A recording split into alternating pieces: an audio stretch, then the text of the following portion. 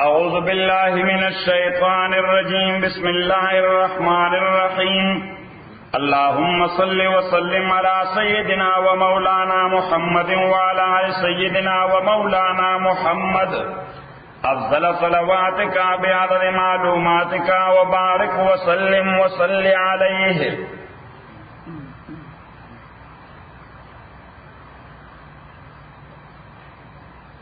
بل بحث مسئلہ د نسخ ایبروگیشن.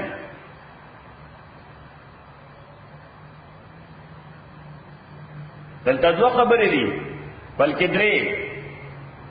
یو نسخ د شریعت په شریعت باندې، نسخ د شریعت په شریعت باندې، لکه یهودیت او عیسائیت منسوخ شو په شریعت د محمد رسول الله صلی الله علیه وسلم باندې.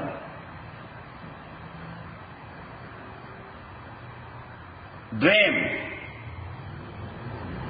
نسخ د بعضی احکام د شریعت محمدی په بعضی نور احکام باندې چې د شریعت کې ابتدا کې یو حکم وو رسو بیا منسوخ شو بل حکم باندې. لکه مخکې جواز او مخکې رستو عدم جواز راغی چې دا اوس جایز نه دی، نو دې ته څه وایي؟ یعنې د جواز حکم منسوخ شو. لکه مسله د شراب نوشۍ، مسله د شراب نوشۍ دا مثال دی ابتدا کې جایز، څلورم کال د هجرت باندې ناجایز شو. حکمت د نسخ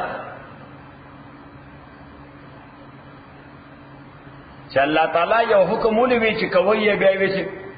مې کوي.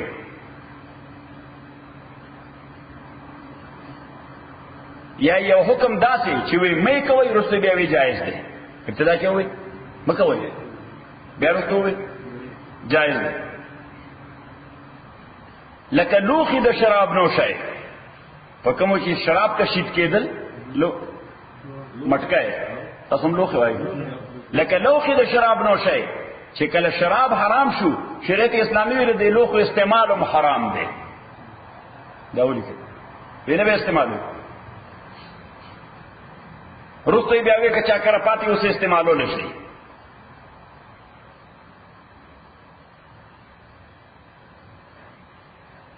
یا لکه زیارت القبور څه شي مقبره ته تلل شریعت اسلامی ابتدا کې وی نه بځي حرام دي. اولی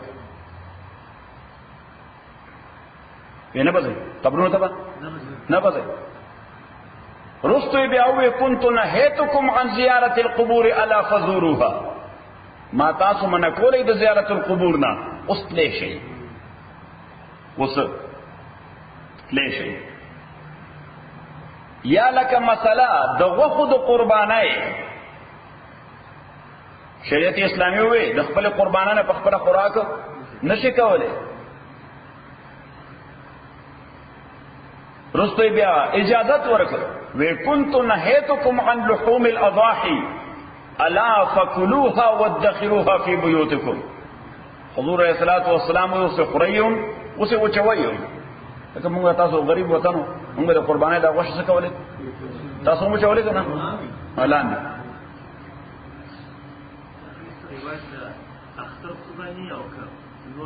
ټول نه ټول قربانۍ چې کوم واجب دي دا مولکت. نو اوس دینه به حکمت معلومه وو، سبقو حکمت به معلومه وو چې شراب ولی جایز رو روی ناجایز ول. نو دې ته وای بتدریج حرمت بتدریج دولت یو حکمت یو حرمت بتدریج gradually and slowly چې once per hour هغه پر خوده نشو اډکشن ایسو اډکشن نو د انټاکسیکنټ سره اډکشن ډیر زری پر خوده نشي. نور الله تعالی بوتل حرمت طرف ته یو حکمت داو چې دا حرمت بتدریج راشي. څنګه راشي؟ بتدریج راشي. یو دویمه خبره چې یو شعر دوی پر رواج کې روانو چې دا غینه نفرت پیدا شي. یو شعر دوی رواج کې روانو چې دا غینه نفرت پیدا شي. لکه قبرونو ته بتلل نو قبر ته به سجده لګوله یا قبر نه به غوښته کوله څه به کول ها وسم کوي پیر بابا ها پیر بابا بل بابا سخی سے مزار شریف قلندر صاحب نو پیغمبر علیہ السلام پابندی ولګولې نشي کړې قبرونو سره هیڅ چا نو رسو چې اصلاح شو د ذهن نو زئی فإنا تذکر موتاکم دې د پاره ورځي التبا غمړي ته دعا وکي اتا ته بستامه غرا پیات شي تا دا بسو شي ستامه غرا پیات شي لکه وخت د قربانای ولې وې نشي خوړې چې ذهن دې جوړ شي دلته مقصد وخت کول نه دي خیرات کول دي دا ولیک چې ذهن دې جوړ شي د مقصد ځان له وخت کول نه دي ځان له وخت تر بازار هم راړي شي کني شي راوړي د سیف الله خان پوره په وخت باندې پوره چلے خو سیف الله خان څنګه نو چې ذهن جوړ شي چې دا عبادت ده نو بس بیا ورته اوس پرې اوسې پرې صحیح شو نو ذهن سازی پکې مراد ده څه شی مراد یعنی حکمت څه شی ده ذهن سازی او دریم آسانی په احکامو کې کله یو حکم منسوخ کو نو سیر راوسته آسانی راوسته سیر راوسته آسانی راوسته او کله به تدریج نسبتا مشکل حکم طرف بوتله کله به تدریج نسبتا مشکل حکم طرف ته بوتله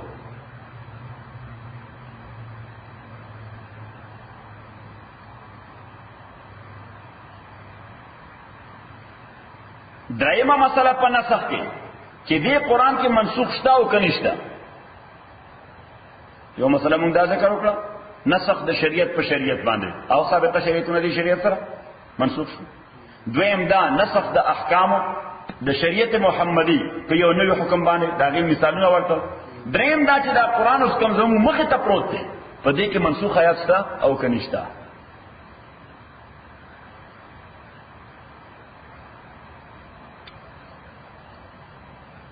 دیکھے دا متقدمین و مذہب دالے وړاندنو علماء ذکر غی دا آیت په مفهوم کې چې ماغلول غی تغییر مراشی بل آیت سره ناغی ته نسخ وي سوې ورته چونکه اغی نسخ معمولی تغییر ته وي دولی چې نسخ اغی څه ته وي معمولی تغییر ته نو چې یو آیت د بل آیت په مفهوم کې معمولی تغییر راولي وای دې آیت هغه منسوخ کړ حالانکه هغه ایز هول منسوخ شوی نه مفهوم کې لغونه بدلون نه غلي څه جوړ شوی مفهوم کې لږ بدلون نه غلي نو دغه طبقه د علما او مذهب دي چې 1500 آیاتونه په دې قران کې منسوخ دي سورہ 1500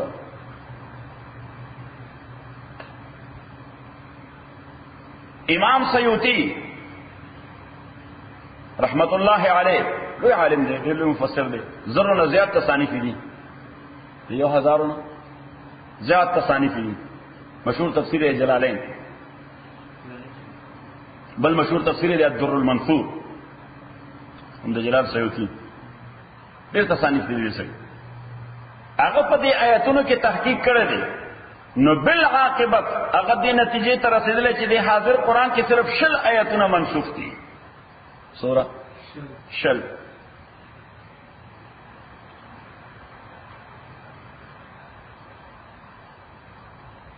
اسے سر احمد ستا سیدی دا نقصان شو سیف اللہ خان ذکر نہ کرے یہ رہا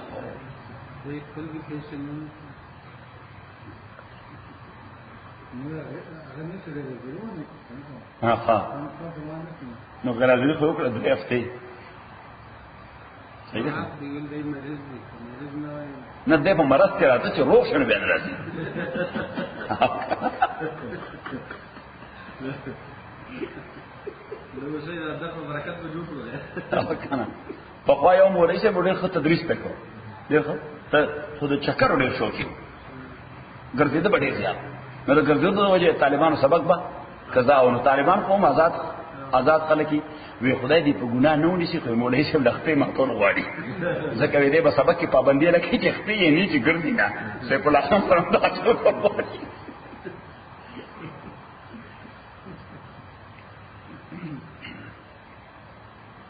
بیا هم په دغه ډګر باندې یعنی په دغه لار حضرت شاه ولی الله صاحب تحقیق وکړ ناغه صرف 4 آیتونه منسوخ دي باقی 1400 کې تطبیق وکړ څه وکړه تطبیق. او زمونږ د شیخ حضرت مولانا حسین علی صاحب نور الله مرقده کوم چې تاسو د تفسیر سند کې په دویم نمبر راځي،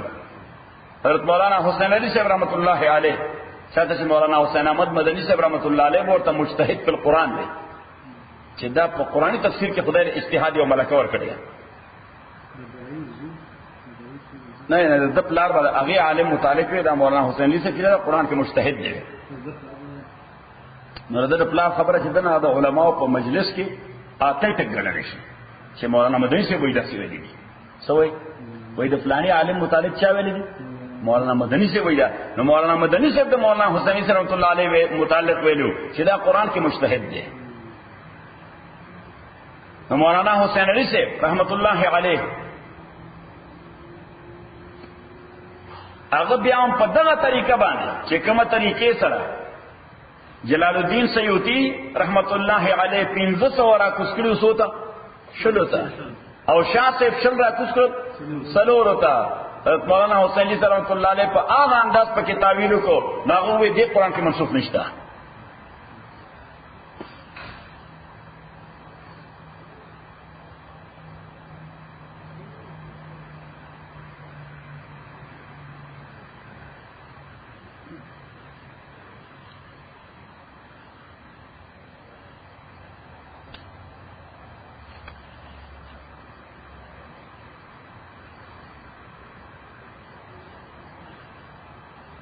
بل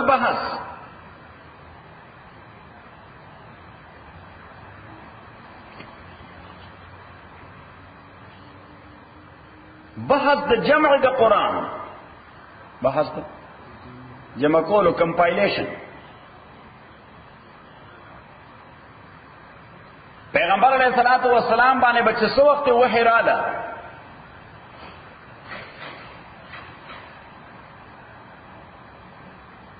نو صحابه وبلیکل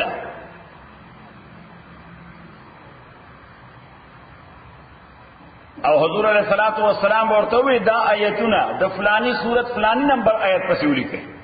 دا دغه صدا. او صحابه وی چې یو سورت ختمېدل او د بل سورت شروع کېدل به مونږ ته دې سره معلوم شو چې پیغمبر علیہ السلام په بسم الله الرحمن الرحیم وی نو موږ ته پته ولګي چې یو صورت ختم شو بل شروع کیږي. نو اوس پته ولګي دا چې نفس لیکل خو د پیغمبر زمانہ کې کېدل، نفس لیکل د قرآن د پیغمبر علیہ السلام زمانہ کې کېدل، خو هر یو صحابي ځان لیکل، هر یو صحابي ځان لیکل. او حفظ آلموست ہر صحابی بکو چې کومه سبا نازلې ده هغه به یادوله.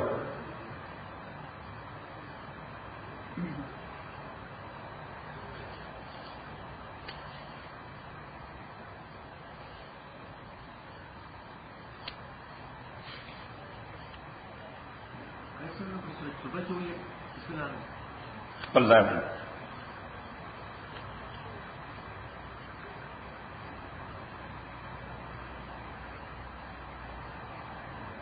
دا حضرت ابو بکر رضی اللہ تعالیٰ عنہ په دور کې پیغمبر علیہ السلام نه بعد چې خلافت حضرت ابو بکر لاس تراغو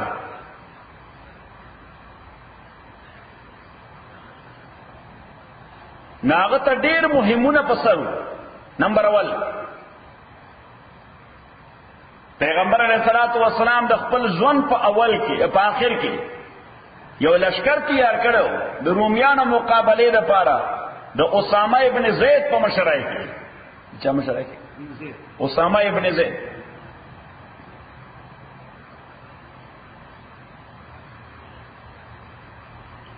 او حضور علیہ السلام وصیت کړو چې زما د وفات نه بعد د اسامه لشکر روان کړي، یعنی کما په خپل ژوند روان نه کړی شو نو زما د وفات نه بعد د اسامه لشکر روان کړي. نو یو حضرت ابو بکر رضی اللہ تعالی عنہ د اسامه لشکر روانو، یو دویم سقبیلو انکارو که دا آدائیگای دا زکاة نا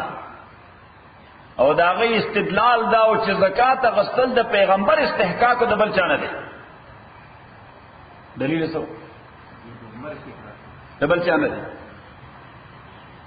حضرت ابوبکر رضی اللہ تعالیٰ پاغی دا لشکر کشا ارادہ اکڑا سیو کو دا لشکر کشا ارادہ اکڑا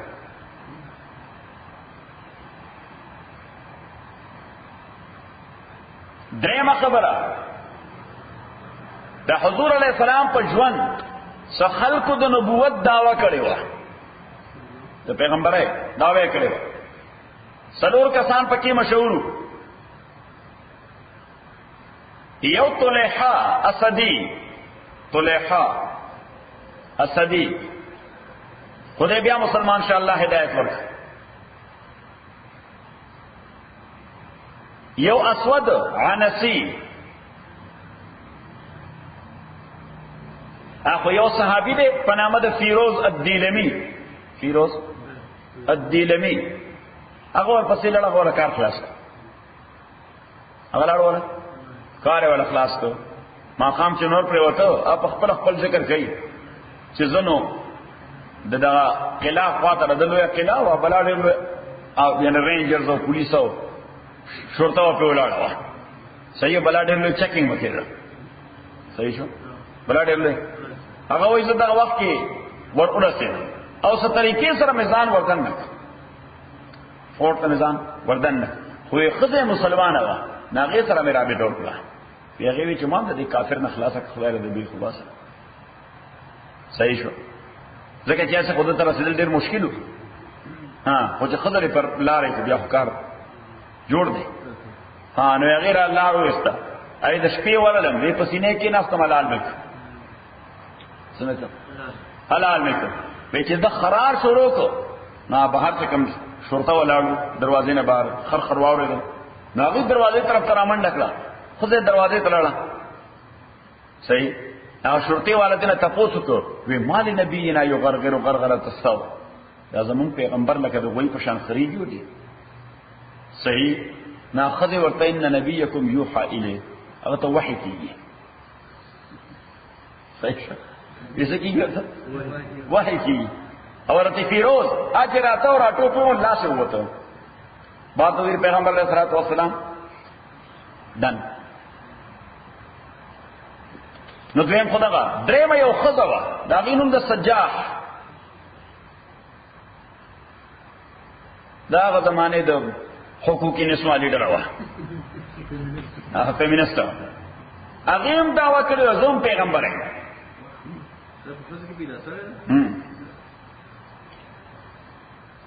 خو هغه بیا خپل پیغمبري وروسته ملټیپلای کړه مسلمه الکذاب سره وعده ورسره وکړه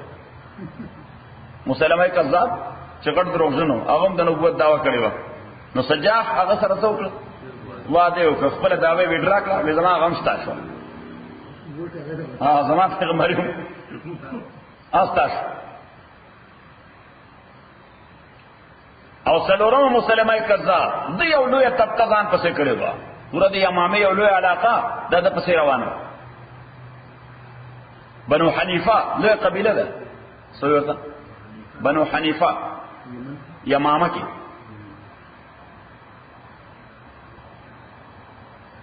پیغمبر اسلام ته یو خط لیکلو من مسلمه رسول الله الى محمد رسول الله دا خط تر طرف د مسلمه نه چې د الله پیغمبر د محمد ته چې د الله پیغمبر صلی الله علیه وسلم پیغمبر علیہ الصلوۃ والسلام ورته واپس جواب ورکړي من محمد رسول الله الى مسلمه الكذاب دا خط د محمد طرف نه صلی الله علیه وسلم چې د الله پیغمبر د مسلمه ته چې ډېر دروژن سره دی بس پیغمبر په اٹا پاولو ګور الکذاب لفظ ورته وو بس یسو کینو مخې ورسره وایسه مسلمه الكذاب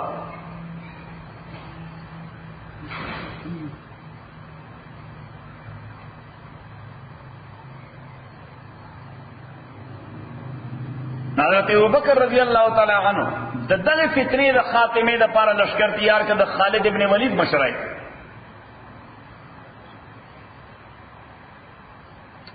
مشهور جنگ د حضرت ابوبکر د زمانه لومبنه جنگ غزوه بنو حنیفه غزوه یمامه ورته وای، غزوه بنو حنیفه.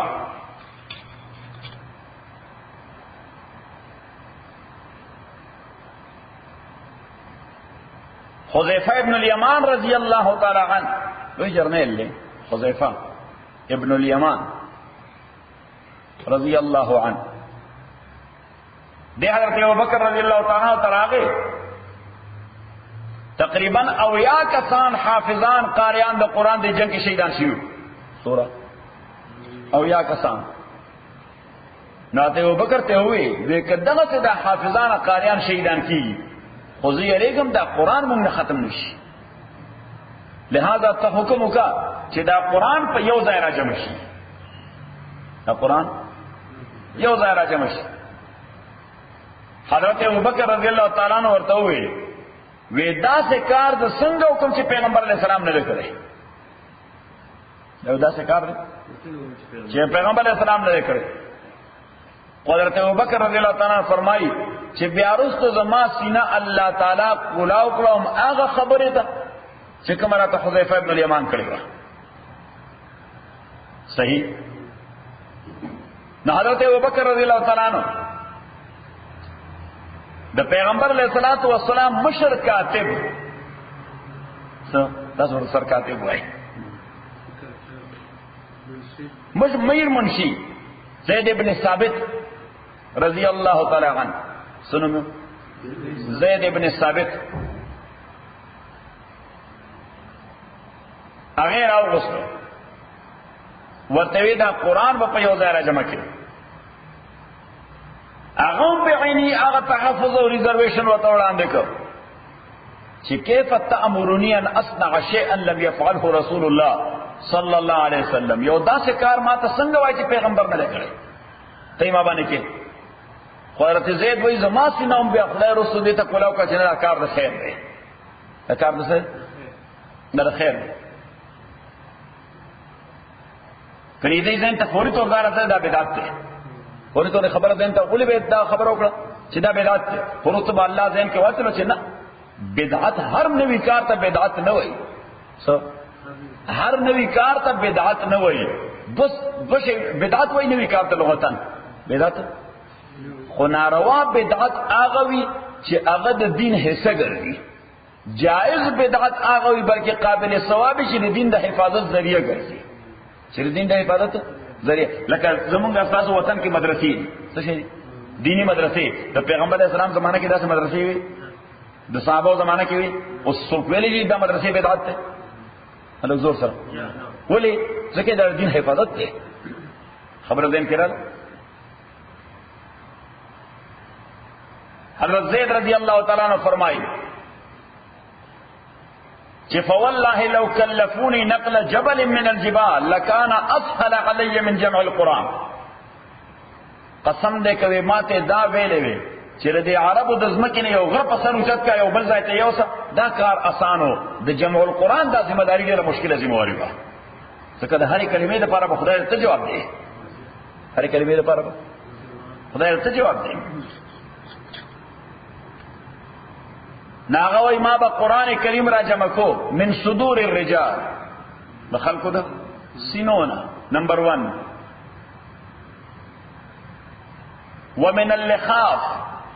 والعصب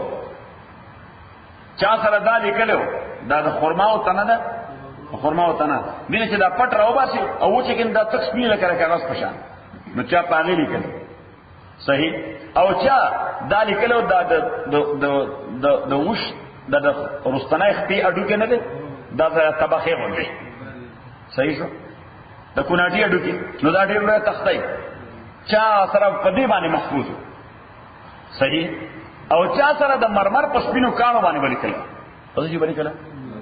مرمر سپینو کانو باندې.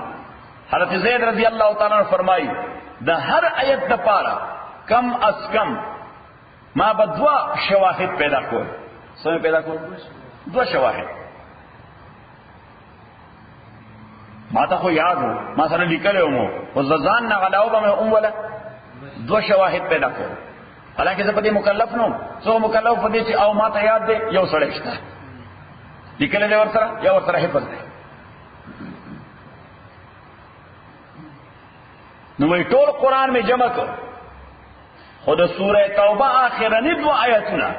چې ما سره وو هم یاد هم لیکلی هم یاد هم لیکلی خو بل چا سره مې نه موندل. لقد جاءكم رسول من انفسكم عزيز عليه ما عنتم حريص عليكم بالمؤمنين رؤوف رحيم فإن تولوا فقل حسبي الله لا إله إلا هو عليه توكلت وهو رب العرش العظيم. دا 2 آیتونه دا مې چا سره نه موندل نو لګیاوم یو نه مې تپوس کو داسې 2 آیتونه ما سره لیکلي دي سورہ توبه تا ته یاد دي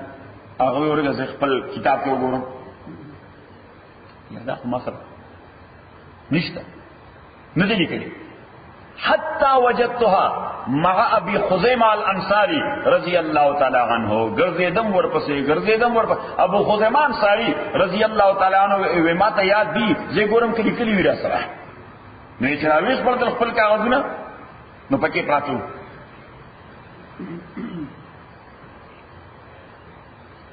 نو دغه نسخه دا لیکلي نسخه حضرت ابو بکر سره پرته رضی الله تعالی عنہ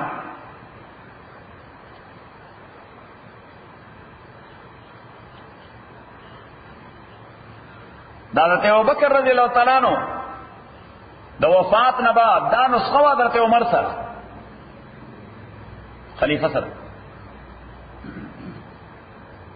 بیا دا غینه بعد دا نسخه پرته وا د حضرت عمر نور د پیغمبر علیہ السلام بیبی او زمونږ مور حضرت حفصه سره.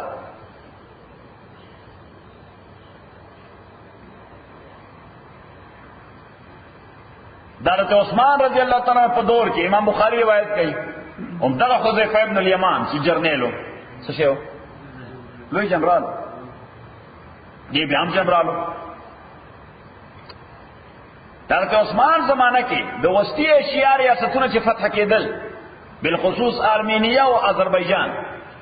کوم ځای ارمینیا او آذربایجان نو چې دا دومره علاقې فتح شوې نو په دې آرمی کې او په دې فوج کې په دې اردو کې یا په عسكر کې په دې کې د هر ملک خلک موجود څنګه هر ملک او د هر چا تلفظ جدا جدا د هر چا اکسنٹ جدا جدا صحیح. نو قران کریم به تلاوت کول یو بل سره به اختلاف پیدا شو چې دا به داسې وای بل وینا داسې به وای بل وینا داسې به وای ذهنونه زموږ ډیر تیار دي یو بل سره په جنگ راته غلط وای کافر کیږي صحیح شو. نو حذیفه ابن الیمان رضی الله تعالی عنہ یو ځل بیا راغی حضرت عثمان ته چاته حضرت عثمان ته او ورته ادرک هذه الامه کہ امت سره مهرباني وکړه. هغه وسوکم وی دې په یو قرائت باندې راجمه کړه سبحان ځکه هر چا سره خپل مصحف کې لیکل لري په خپل قرائت کې لیکل لري په خپل اکسنټ کې لیکل لري صحیح. بلکہ ایکسنٹ انگریزی کو ہوتا ہے ڈائلیکٹ په خپل ډایلیکټ باندې لیکل دي او په ډایلیکټ باندې یو بل سره اختلاف پیدا کیږي نو چرته داسې نه چې په یو بل سره جنگ شروع کی.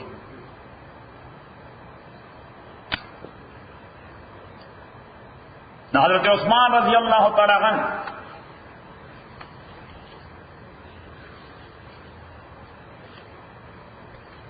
زید ابن ثابت رضی اللہ تعالی عنہ بیا راوغوست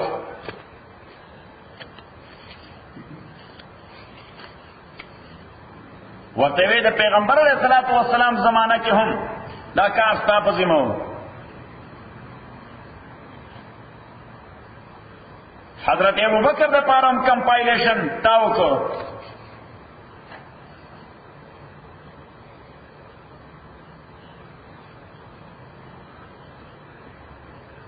نو اوس به هم ته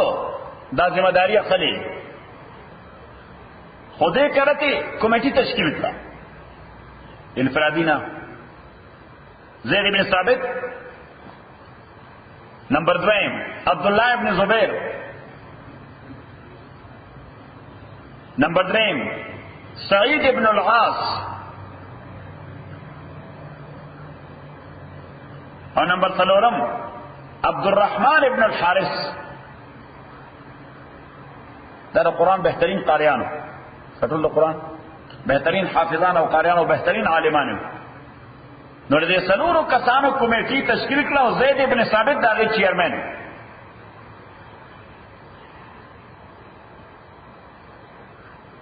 خو زید ابن ثابت د انصاري و، د څه شو؟ د مدینې و. دا نور درې مهاجر و، د مکې و. اوس د مکې او د مدینې 300 میله میس کې مسافت دی، 300 میله میس کې د ډایرکټ ډیر لوی اختلاف و. بلکې دا جبه خدا سے عجیبه شی دی چې پار شپږ اتلس میله پس د جبه ډایرکټ بدلېږي که نه بدلېږي؟ زمونږ د پښتو سو ډایرکټ یا سبحان الله تلرشه او د بنو پښتانه چې خبرې کوي که ته په یو جمله پوه شوې نه په یو شی نه پوه شوې څه وایي.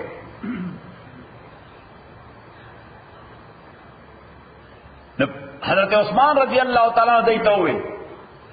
وَإِذَا اخْتَلَفْتُمْ أَنْتُمْ وَزَيْدُ بْنُ ثَابِتٍ فِي شَيْءٍ فَاكْتُبُوهُ بِلُغَةِ قُرَيْشٍ. چې کله یو کلمه کې اختلاف پیدا شي چې زید بن ثابت یو څه وایي او تاسو بل څه وایي، چې داسې ولیکو که داسې ولیکو، نو هغه د قریشو کوم لغت چې هغې باندې به لیکئ. په کلمه کې چې د قریشو کوم لغت وي په هغې به لیکئ. فإن القرآن نزل اولا بلغتهم، ذکر قرآن کریم from the very beginning چې نازل شوی د چا په لغت؟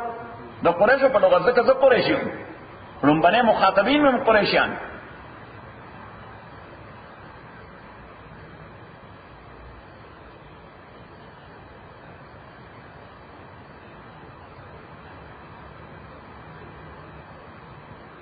امام ابو داود روایت نقل کړی دی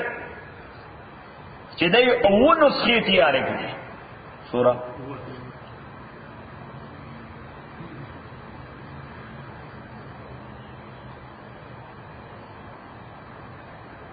یو نسخه دا یې مکې ته ولېږله، مرکزونو که د ولایتونو مرکزونو ولسوالۍ نه وي، د ولایت مرکز یو یې مکې ته ولېږله، یو شام ته، یو یمن ته، یو بحرین ته، یو بصرې ته، یو کوفې ته، او یو نسخه دا مدینه کې پاتې شوه چې کیپیټل دی.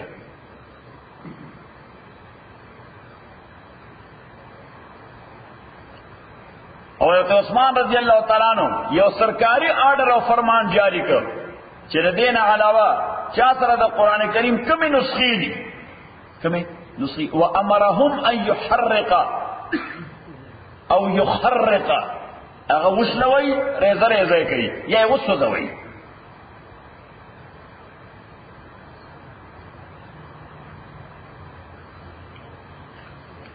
نو دا د حضرت عثمان رضی اللہ تعالیٰ عنہ یو لوی احسان د ټول امت باندې چې دا موږ سره کوم قرآن پروت دی، کمپایلیشن یې چا کړی دی؟ حضرت عثمان. دیو دې ورته وایي جامع القرآن. حضرت عثمان لقب ده څه؟ جامع القرآن.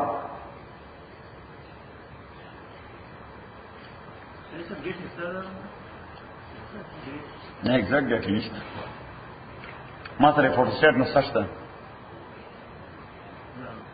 د حضرت عثمان د قرآن ما سره فوټو سټیټ نسخه شته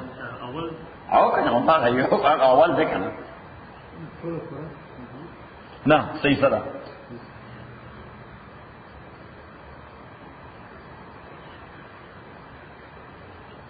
اوس دا ترتیب د سورتونو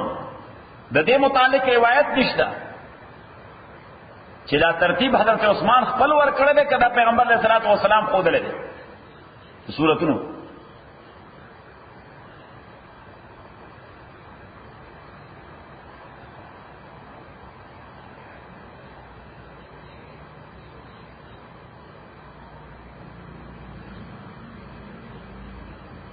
په ترتیب نزولی کې د نزول ترتیب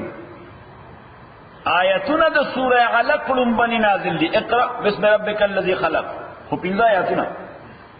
بقیه سوره بیا بل وخت نازل شوې، ابتدا کې سوره نازل پنځه آیتونه، بیا هغې پسې نازل شوي دي ابتدایي آیتونه د سوره مدثر، یا ایها المدثر قم فانذر وربک فکبر. لومبنی صورت چې کامل نازل شوی دی هغه سوره فاتحه ده، دینه مخکې آیتونه نازلېدل. لومبنۍ سورت کامل چې نازل شوی دی سوره فاتحه ده، او آخرنۍ سورت کامل چې نازل شوی دی هغه سوره نصر دی. اذا جاء نصر الله والفتح، اذا جاء نصر الله والفتح. مفسرین وایي د حضور علیه الصلاۃ والسلام د وفات نه 4 ورځې وړاندې نازل شوی دی. 4 ورځې بعد بیا پیغمبر علیه الصلاۃ والسلام وفات شو.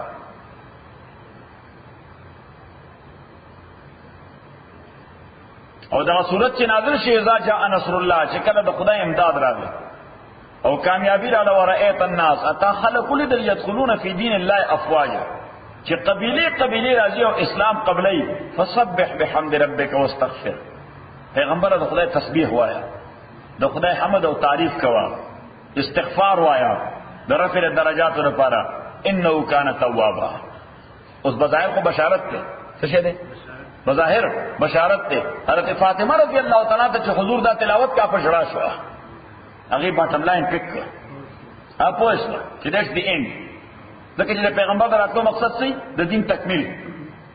د دین تکمیل چې خلک دین کې رانه. الله تعالی و ورأیت الناس يدخلون فی دین الله افواجا. بلکې حضور علیه الصلاۃ والسلام وی چې نعیت الی نفسی، چې دا صورت را باندې نازل شو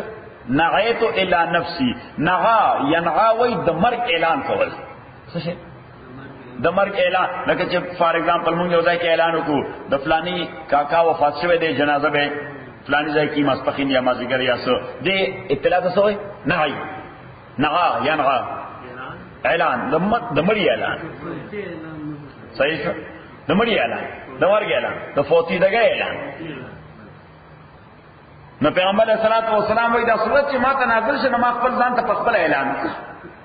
نعیت الی نفسی، ما خپل ځان ته فوتی دغه اعلان وکړ، ما خپل ځان ته فوتی دغه اعلان وکړ.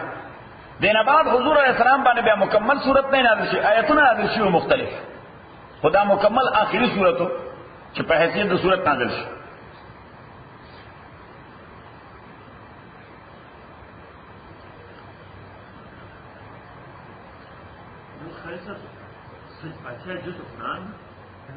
مخکې کېږه مکنه